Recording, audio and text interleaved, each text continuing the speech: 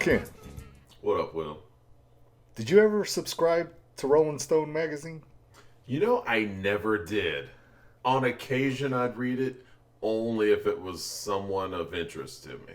Okay, and I can respect that, but I actually subscribed probably for about a 10-year period, on and off, from the late 80s until the late 90s. I was Okay, all in. that makes sense, because, well, at least in our lifetimes, that would have been the period worth reading. I said that. Not just that, I was so obsessed with music Yes, you were. that we didn't have the internet. We didn't have Wikipedia. We didn't have Spotify. We Yeah. didn't have YouTube. That's how I got my information. Oh, yeah. And it makes sense. I read guitar mags during that period of time. So, yeah. Because you're right. We were not plugged in like we are today. Right. Like right now, if I had problems finding information, we get on our cell phone, type in the words, and we would find that information. Oh yeah, the answer box is phenomenal these days. If we had that when we were kids, oh I think at my peak, I was subscribing to like 6 or 7 magazines at one time. oh yeah. Well, our listeners don't realize that you and I had CD collections in the '90s from working in CD shops that That's was right. in the thousands. And the reason we bring this up is because the song we're talking about today, the cover of the Rolling Stone by Dr. Hook and the Medicine Show. I love that name. Yeah, and we're just calling it Dr. Hook from Yep. now on. I'm not saying that Yep. the whole time. Being on the cover of a magazine was a big deal. Oh yeah, absolutely. If you're a rock star, you want to be on the cover of the Rolling Stone. If you're a teeny bopper or a teen idol, you want to be on the cover of Tiger Beat or 16, right? True, true. If you're a model, what's Vogue. Vogue? There you go. So that used to be something that famous people aspired to do. Oh yeah, it meant you arrived. Exactly. And so this song kind of pokes fun at the idea of being on the cover of Rolling Stone. Because Yep. let's look at this band, Dr. Hook. They start off as a bar band. They're singing a combination of like adult oriented radio, middle of the road ballads, Yeah. but they're also singing these fun novelty songs. And before we get into the music, I want to talk about the author of this song. It goes by the name of Shel Silverstein. In case none of you kids have heard that name before. Right. Why don't you tell people who Shel Silverstein is? So when I graduated from college back in 19 blah blah blah blah blah blah blah. Yeah. One of the popular books, poems that they used to give out to new graduates was Where the Sidewalk Ends. And that's a I want to say it's a children's book that Shel had written many moons ago because he died after we graduated college. But anyway, that was one of the books that they used to give out. And there was another children's book that was real famous. I remember The Giving Tree. There you go. Right. And the other one, the other famous collection of poems was A Light in the Attic. And so this guy who wrote this song, a famous author, famous poet. Yeah. So that's cool in itself to make him along the lines of a polymath. New word I learned.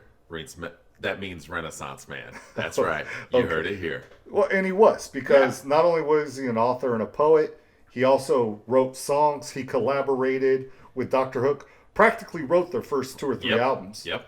Okay, at least the lyrics, maybe the music, I don't know. But he got famous as a songwriter for Johnny Cash's song, A Boy Named Sue.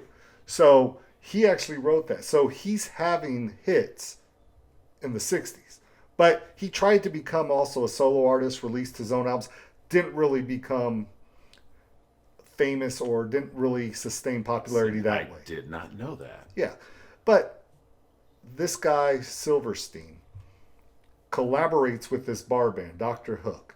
And it's almost like they create magic. So, like, their first big hit was a song called Sylvia's Mother. Yeah. And the operator says 40 cents more, for the next 3 Yeah. minutes. Anyway, getting off on tangents. But he collaborates with them. And for every novelty song like the cover of the Rolling Stone, he's writing a ballad. And it kind of shows that this guy is multifaceted. Yep. Right? It's not just novelty songs like Rollin' the Roadie and Gertrude the Groupie or Yeah. Freaking at the Freakers Ball. Like, he had hits. Oh, there was depth to them all. Yeah. Right. Yeah. And so for me, I had been listening to Dr. Hook ever since I was a little kid because my sisters had Dr. Hook's greatest hits. Yeah.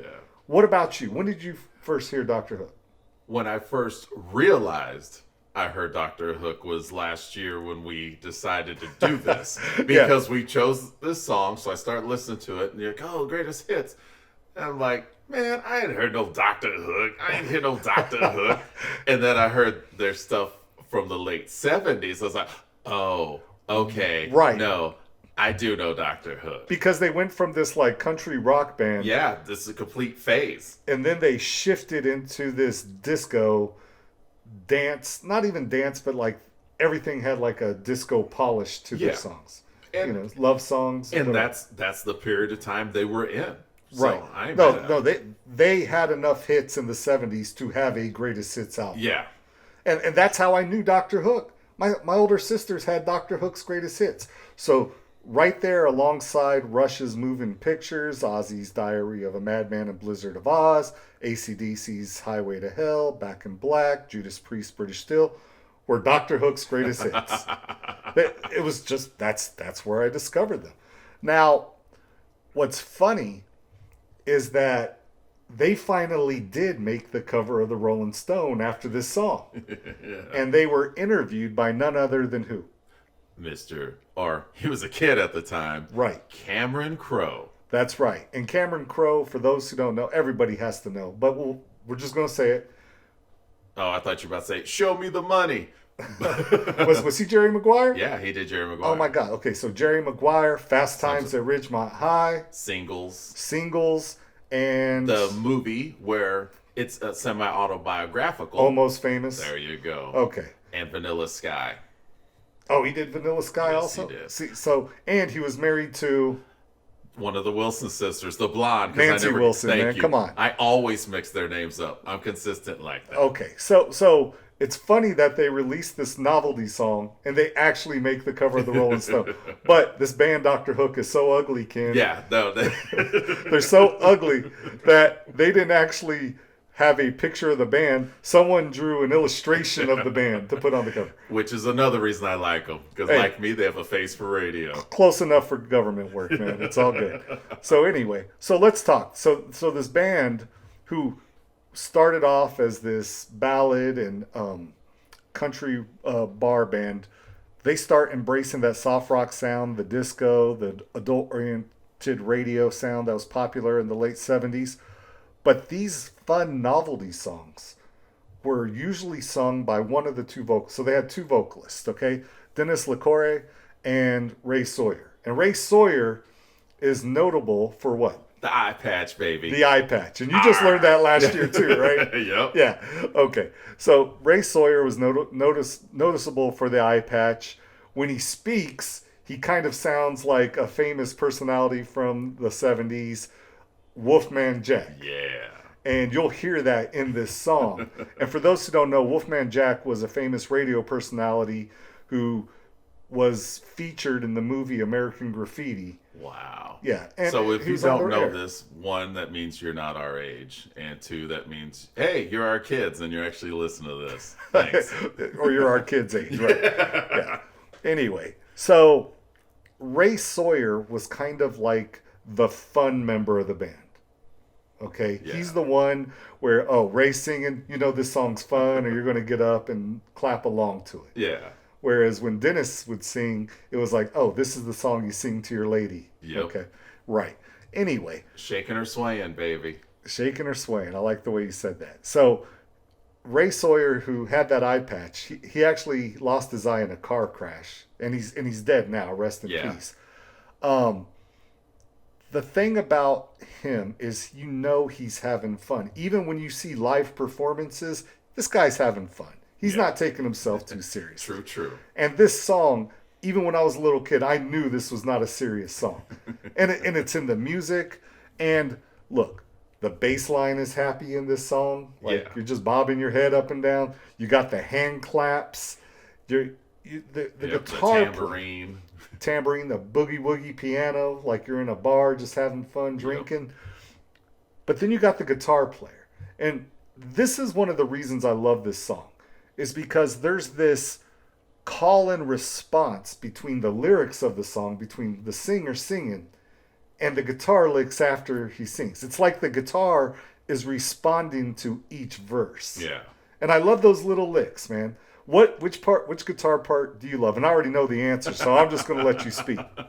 That off-time guitar solo that he does, and then the probably Sawyer comments, "Beautiful." Beautiful. I love that Yeah, part. because you know it's such a horrible guitar solo, but it's intended. I love it. Yeah, because it's intentionally off. And you know what's funny, man? Because in the early 70s up through the late 70s, you had all these bands who were doing these like 10-minute, 20-minute extended versions of songs live. Yeah.